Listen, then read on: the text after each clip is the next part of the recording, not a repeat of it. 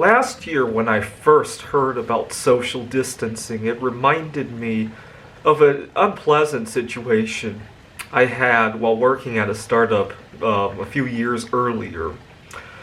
I was working at a startup company in Seattle, and one day we got a new employee, and he had come to my desk to ask about installing a piece of software. And when he walked over to my desk, he had a very strong cologne.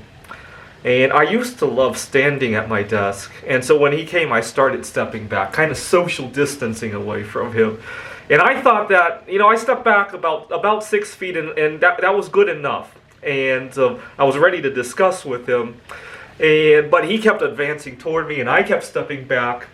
And I was, I think if I remember this layout correctly, I was 3 cubicles away from a window.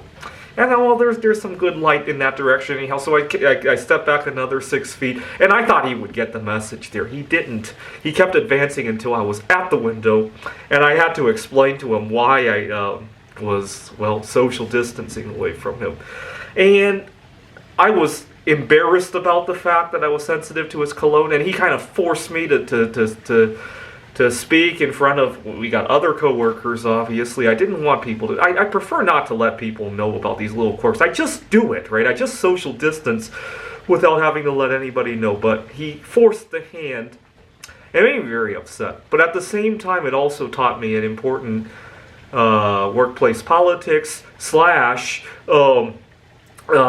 negotiation tactic, that if you want something in a negotiation, you can get it for free by forcing the other side to want it on your behalf, right? So for example, I do tutoring now. One of my big pet peeves is people who cancel on me last minute, right? And I find that I make it so that other people don't want to cancel, right?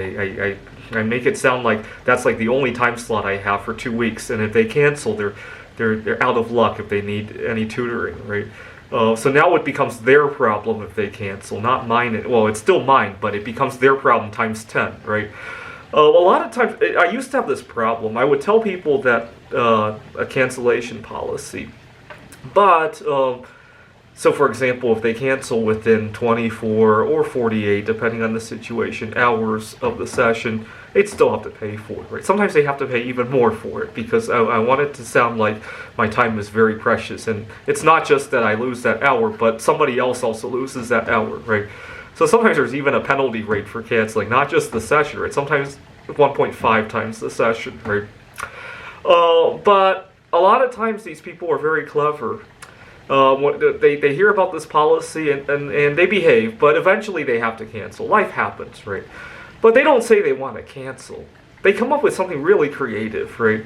Their car has broken down and they need me to go to their place instead of them coming to me. And I can't do that because I have a session right before them and right after them, right?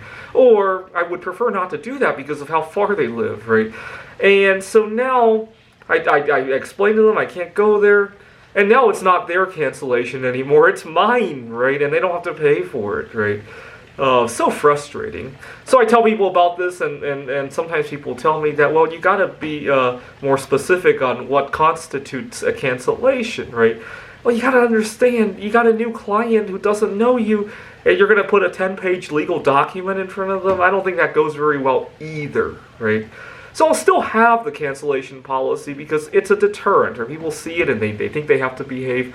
But at the same time, I realize that people are going to come up with very creative things to do. And so I make it their problem if they cancel, right? If they want to reschedule for tomorrow, even if I'm fully available, I make myself not available now, so that they realize in the future if they cancel, it becomes their problem, not mine, right? Thanks for watching.